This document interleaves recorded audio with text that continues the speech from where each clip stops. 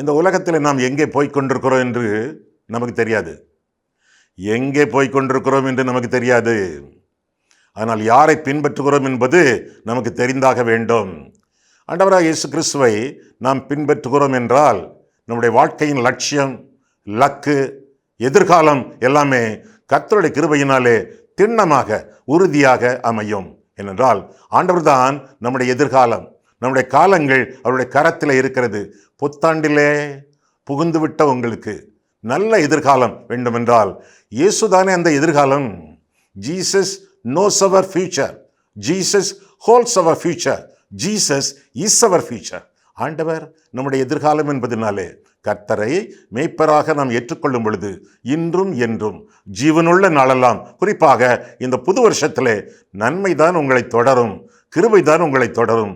அவ்வண்ணமாக ஆண்டவர் உங்களை ஆசீர்வதிப்பாராக. புத்தாண்டு வாழ்த்துக்களை கர்த்தருடைய நாமத்தினாலே உங்களுக்கு கூறுகிறேன். ஆமென்.